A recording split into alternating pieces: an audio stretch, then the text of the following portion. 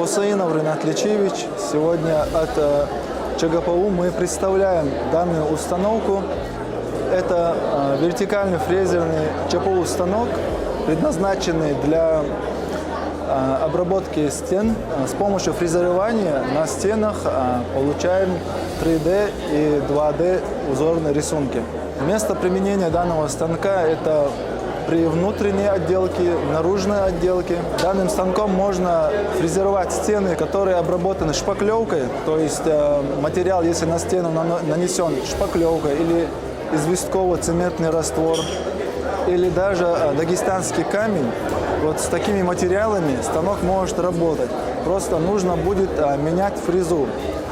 В зависимости от того, какой нам нужен рисунок и какой будет материал на стене, мы меняем фрезу и получаем нужный нам рисунок. Изначально рисунок выбирается в компьютере.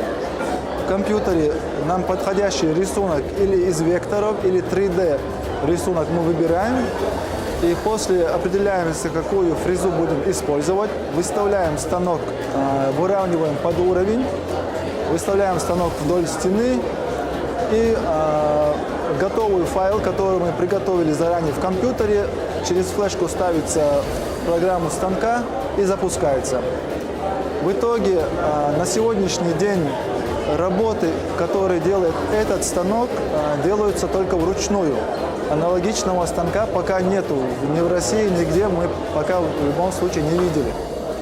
И этот станок заменяет ручную работу. На сегодняшний день работы делаются вручную несколько дней. Этот же станок может уменьшить срок работы где-то в 3-4 раза. Это зависит от выбранного рисунка и узора. Мы увидели большой интерес к нашему станку, и некоторые взяли наши контакты, очень подробно интересовались, и мы надеемся, что получим инвестиции, гранты с помощью этого станка. И в дальнейшем это направление сможем развить, намного улучшив и сделав станок еще функциональнее.